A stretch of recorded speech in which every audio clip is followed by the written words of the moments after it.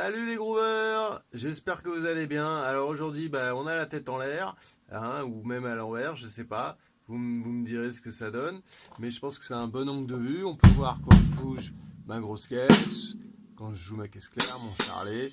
Il n'y a que ma crash que vous voyez pas là, et qui est... Ah si, on la voit un tout petit peu. Bref, en tous les cas, je vais essayer de vous faire des tutos comme ça pour que vous refassiez ce que je fais. Vous pouvez le faire en même temps, etc., etc. Alors, je suis désolé, je peux pas jouer la musique sur un lecteur audio et filmer en même temps. Quand je commence à filmer, ça coupe la musique, donc c'est pour ça que vous l'avez pas. Mais c'est pas grave. Le but de ces tutos, c'est d'être court et juste de vous décomposer le morceau. Vous êtes en deuxième année, vous savez qu'il faut chercher le tempo, le premier ton, 3, 4, 1, 2, 3, 4. Ensuite, bien sûr, jouer le rythme du morceau qui est en croche. 1, 2, 3 et 4 et 1 et 2 et 3 et 4 et 1. Ok. Ensuite, la caisse claire sur le 2 et le 4. 1, 2 et 3 et 4 et 1 et 2 et 3 et 4 et 1 et 2 et 3 et 4. Voilà, ça c'est super. Maintenant, on va passer à autre chose.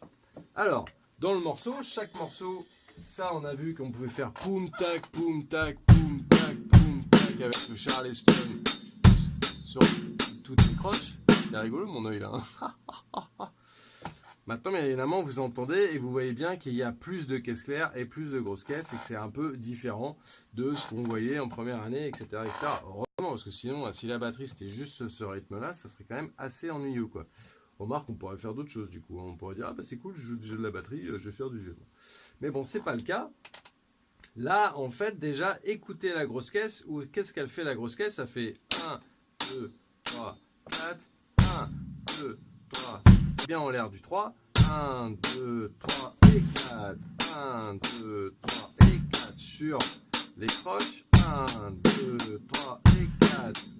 1, 2, 3 et 4. Ok? C'est donc une caisse claire en l'air, mais qui reste sur la croche, donc qui va être avec ma main droite. 3 et 4. Et ma caisse claire et mon Charleston sont aussi sur un temps, donc sont joués ensemble. 1, 2, 3 et 4. 1, 2, 3 et 4. La difficulté de ce morceau, si vous n'en êtes pas encore là, c'est donc les syncopes qu'il fait à la caisse claire. Les syncopes, c'est donc des notes en l'air aussi, mais aussi sur des doubles croches. C'est surtout sur les doubles croches, les syncopes. Et là, celle-ci, comme nous, on joue les croches. Si je joue des doubles croches, 1, 2, 3, 4, 1, 2, 3, 4, 1, 2, 3, 4, 1, 2, 3, 4, 1, 2, 3, 4, 1, 2, 3, 4, 1, et 2, et 1, 2, 3, 4, 1, 2, 3, 4, 1. Pour le coup, on voit que les doubles croches, les syncopes de la caisse claire ne sont pas avec la caisse claire. Et la difficulté en fait de la batterie, c'est pas de faire des choses différentes, c'est de mélanger à la fois des choses ensemble et des choses pas ensemble. La difficulté là, ça va être de faire 1 et 2 et 3 et 4. C'est-à-dire que 1 et ensemble, pas ensemble et ensemble. C'est ça qui est difficile. Ok ? Après, il y a une autre spécificité du jeu de Chad Smith, le batteur, c'est qu'il a vraiment un jeu très spécifique au Charleston. Vous allez entendre, c'est pas un Charleston fermé, il est un peu ouvert sur les temps un peu.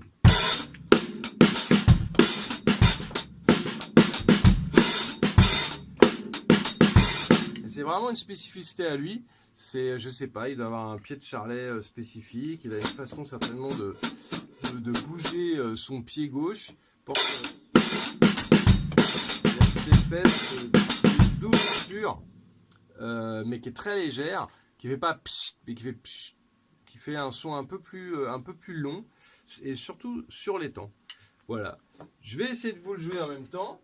Donc je vais être au tempo. Donc normalement vous devriez pouvoir le faire aussi. Ok,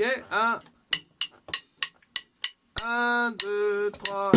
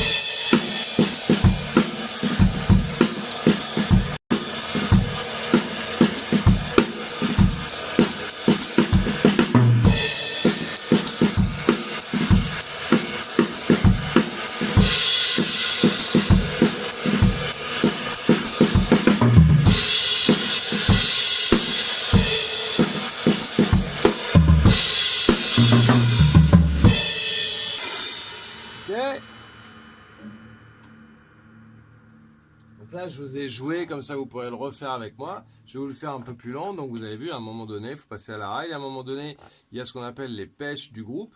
Tous ensemble. Des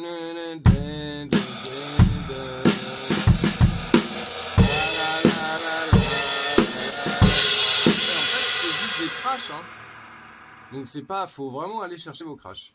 Bref, maintenant je vous le fais un peu plus lent, si vous voulez vous entraîner. 1, 2, 3, 4, donc chantez-vous bien le rip, c'est hyper important. 1, 2, 3, 4.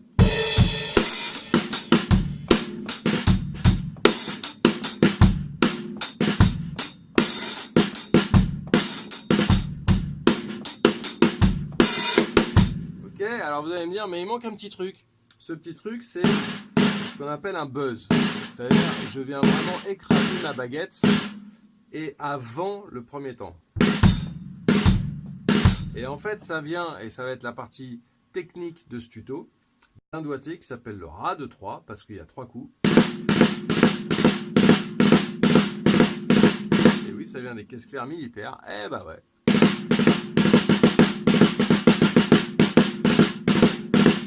Ça fait partie de vos gammes.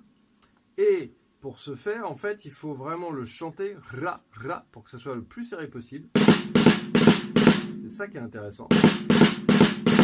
Et ensuite, on va déplacer la main droite, ok, et finalement faire le premier temps avec la grosse caisse.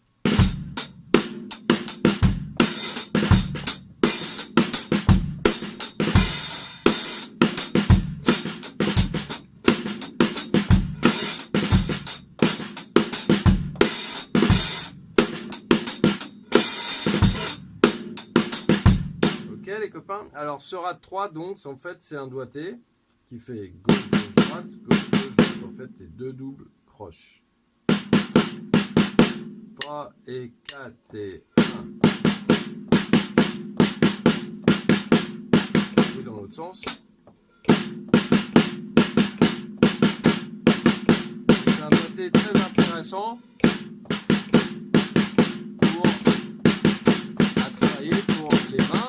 Donc il va falloir accélérer.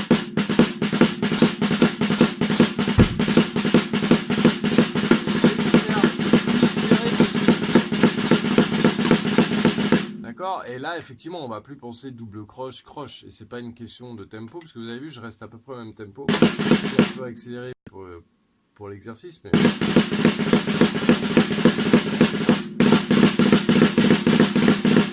Ok, ra, ra, ra, il faut se le chanter. Donc, terminer ça.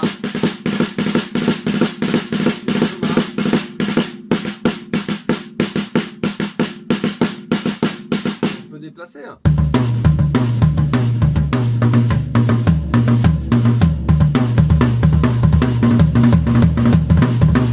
Et donc c'est très intéressant quand on le fait dans des grooves.